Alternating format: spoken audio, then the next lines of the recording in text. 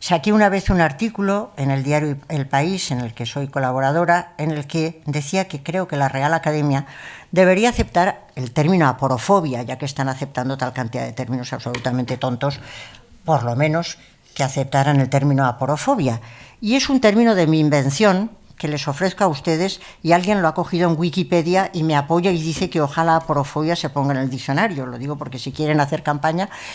Como el término aporofobia, pues llegué a él cuando me di cuenta de que realmente lo que nos molestan no son los extranjeros si vienen cargados de dinero.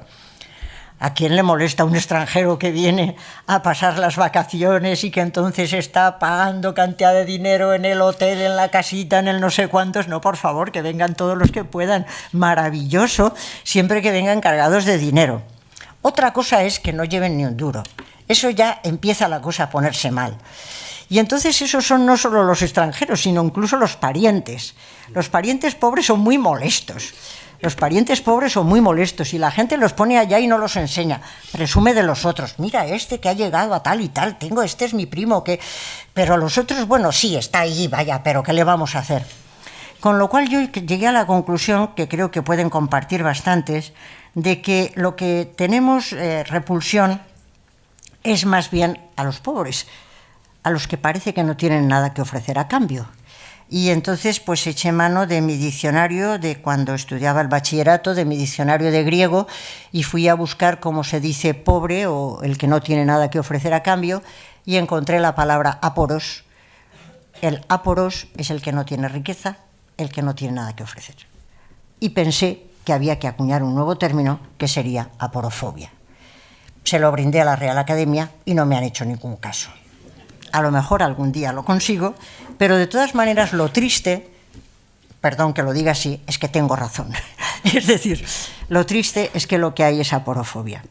Lo que molesta es el pobre, el que no tiene nada que ofrecer a cambio, porque estamos preparados biológicamente para cooperar, para dar y para recibir. Necesitamos que otros nos den, y eso es verdad.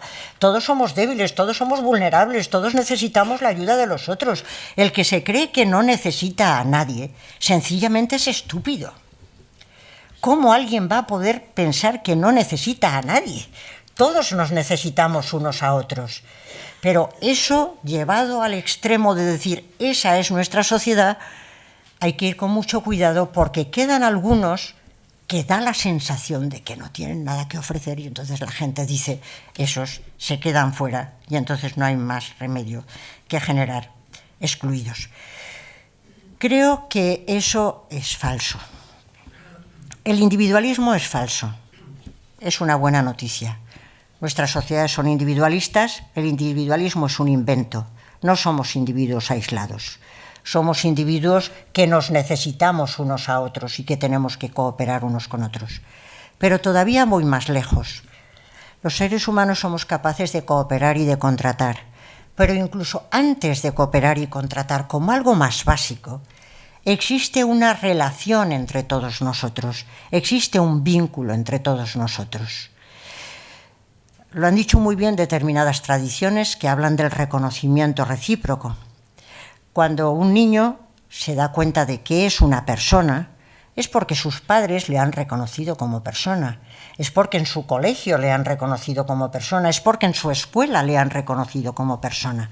Somos capaces de decir yo cuando alguien nos ha dicho antes tú. Los pronombres personales tú y yo son pronombres que se pronuncian en el hilo del tiempo de una manera diferente a como solemos hacerlo. Yo digo yo porque alguien me ha dicho tú. Si mis padres y mi escuela y mi colegio no me hubiera dicho que soy una persona, yo nunca me hubiera reconocido como persona. Nos reconocemos mutuamente como personas. El individualismo es falso porque estamos vinculados desde el origen todos los seres humanos. Todos nos reconocemos mutuamente como personas. Y entonces hay por debajo de cada uno de nosotros lo que en latín se llama una ligatio, un vínculo que nos constituye. De tal manera que cuando yo rechazo a otro, lo que estoy haciendo es un acto positivo de romper el vínculo, porque el vínculo ya existía. El contrato es un pacto que yo sello con algunos, pero el vínculo que nos une es anterior a todos los contratos. Antes de los contratos ya estamos vinculados, ya estamos ligados.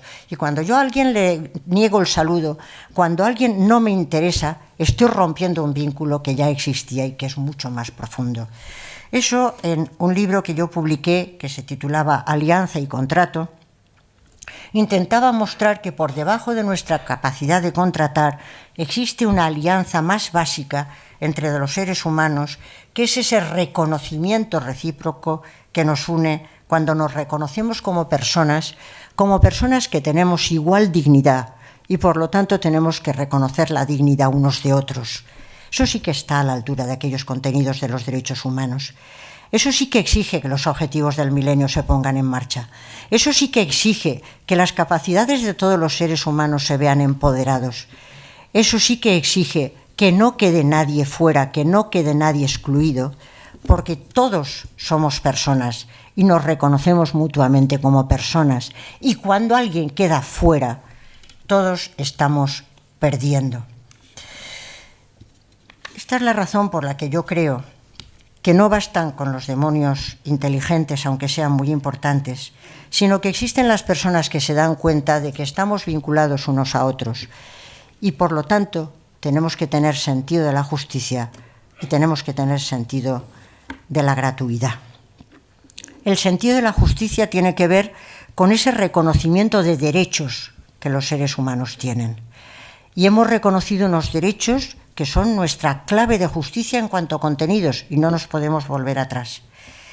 Pero existe también un tipo de necesidades de los seres humanos que nunca pueden satisfacerse o exigirse como un derecho y satisfacerse como un deber, porque los seres humanos necesitan afecto, porque los seres humanos necesitamos consuelo, porque los seres humanos necesitamos atención, y eso nunca puede darse como un deber de justicia, sino que sale desde la abundancia del corazón, cuando alguien se da cuenta de que está ligado al otro y el otro le importa. Por eso en los últimos tiempos he venido trabajando en la idea de que es necesario trabajar por un reconocimiento compasivo. Es importante fomentar en nuestras sociedades el sentido de la justicia y el sentido de la compasión. Y la compasión les va a caer a ustedes muy mal, porque la compasión parece que es ese sentimiento de los que están bien situados y miran a los pobretes que están allá abajo y dicen, mira, pobre cómo está. Y les parece que están allá abajo hundidos en la miseria. No, la compasión yo la entiendo como la capacidad de padecer con otros su alegría y su tristeza. Padecer con otros su alegría, eso es muy difícil. En este país nuestro de envidiosos, lo que más les regocija a alguien es que a los demás les vaya mal. Y para muestra leí la encuesta de una psicóloga que había pasado a muchísimas gentes y les preguntaba, ¿cuándo se alegra usted más? ¿Cuando le salen mal las cosas a los demás o cuando le salen bien a usted? ¿Cuál fue la respuesta mayoritaria? Cuando les salen mal a los demás. Alegrarse con el bien ajeno es, desde luego, difícil. Hay que cultivar el sentimiento de compasión en las escuelas de tal manera que tengamos la capacidad de admirar al que lo hace bien. Es una gozada decir, ¡qué persona tan admirable! Es maravilloso poder alegrarse con que alguien haga bien las cosas. No todo el mundo tiene la capacidad de admirarse de que otros hagan bien las cosas. Y eso tiene que ver con el sentido de la justicia también. La capacidad de alegrarse con otros y la capacidad de sufrir con otros cuando a los otros les vaya mal. La compasión, cuando se refiere a la capacidad de sufrir con otros porque les va mal, algunos le llaman empatía. Los psicólogos se entusiasman con la empatía. Perdón, me cae mal la empatía. No, no es que me cae mal.